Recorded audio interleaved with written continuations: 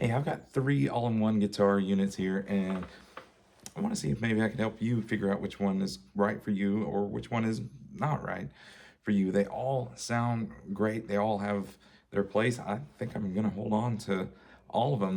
They all work in different situations. So let's talk a little bit about that. The biggest one here, the Boss GT-1. So far, this one to me is my favorite. If you've got a good amp that you like, this has got more foot switches. It's easier to run it as a live rig through a real amp. Sounds really good through this Fender Pro Junior behind me. I've got a friend who plays this with a Marshall Origin, and this is a full pedal rig. Right here, you can put a couple of extra foot switches on it, and if you're playing cover songs where you got to change your gain, you got to change your effects mid-song, then all these different buttons make that really easy, more user-friendly in terms of using it as a pedal board into a live rig. Now, to me, the built-in amps, if you're running it as a standalone rig through a PA, to me, this Line 6 Pod Express sounds better just going straight into a PA system. Now, they're all going to sound good. The louder you get them, if you've got an FR cab, especially one that looks like an amp, the ones that look like an amp are going to sound more like an amp, at least in my experience. If you've got good, really good quality PA speakers that you're running through as a monitor, then it's going to sound good too.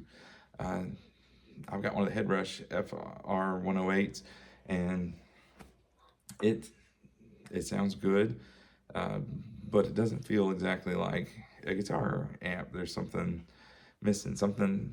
I've played through some though that are shaped like a guitar amp, and it feels more like the amp experience. Any of these would sound good coming out of one of those.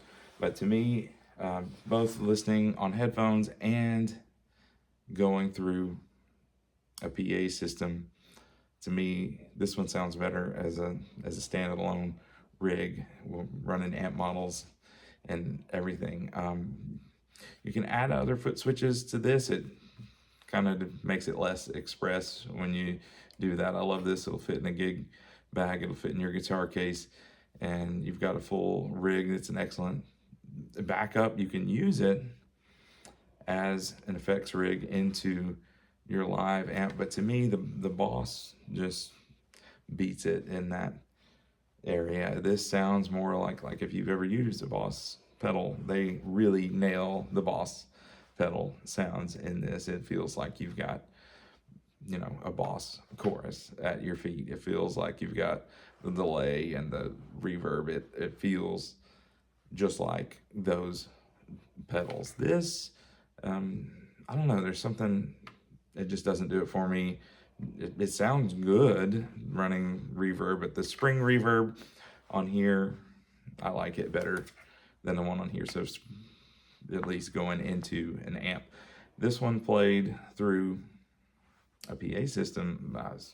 Everything sounds great. Spring reverb sounds great. Going into an amp, I don't like it as much. It doesn't sound quite as natural as the GT-1 does. Another thing, this has an app for your phone.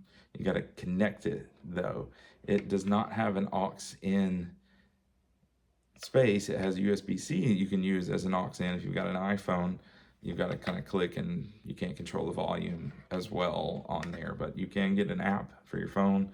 For this one, the GT-1 does not have an app at this point. You can plug it into a computer and fine-tune some of the things, but it has a screen. This one doesn't have a screen. So this one's bigger, heavier, but it's got a screen. You can edit all the parameters right there. This one, you gotta have the app to really edit the parameters. So if you're gonna spend time and really lock in your tones, you get 21 presets. You can just, bank between them. I've done that with some songs. I've got a setting for just clean, and then like a lead solo, crunch setting, a chorus setting. You can, you got 21 presets to choose from there. It can get a little cumbersome to remember which one they are because you got no text to tell you where you are, so you really got to remember that. I guess you could make some labels or something, but this excels in that it's got a screen. You can edit all the parameters right there. This one's also the most expensive, so I guess that makes sense. It's got an expression pedal built in. They all of these run on batteries. This one runs on 4 batteries. This one runs on 3. The other one's got it built in. Let's talk about this guy. Really sounds good. I mean, it's amazing. If you don't have anything at all, this is a brilliant place to start. It's got a speaker built in. It's going to sound better at lower volumes than either of these. It's really made for practice. With the app, you've got Bluetooth connection, which neither of these two have, so you can control the effects. You can play along with YouTube. You've got drum machines and everything built in. It will match up tones to some of the songs that you're listening to and kind of do that automatically. So this Spark Go, is that what this one is called? This mini tiny thing here. It sounds just like the bigger ones, just at a lower volume. This sounds the best. So if you're practicing at home, if you're playing at home, this really sounds good through headphones, and it sounds good through the speaker. It'll fit anywhere.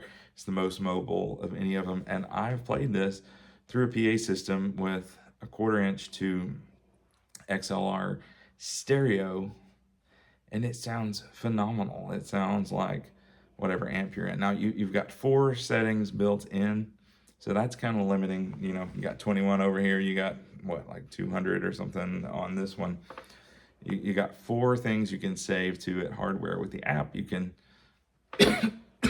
excuse me, you can access more of those. You can control more. You can get a foot switch, but that's a little extra, you know, gear to lug around. If you play simple stuff and you don't have to switch a lot, you know, you could use this in a live situation.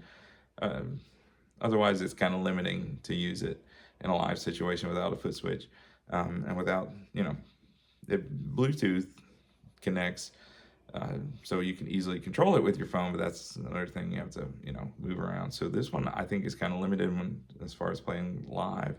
If you have to switch a lot in a cover song that needs 2 or 3 gain stages and 2 or 3 different effects in the same song. But sound-wise, it's phenomenal. It really sounds good. It really does the high gain stuff. I feel like the high gain stuff sounds better on here than it does on the other two. So if you play, at least to my ears, if you play a lot of high gain stuff, I really like how that sounds here. So those are just a few of the differences here. I hope that helps you make a decision which one you need or which one you don't need. But thanks for stopping by.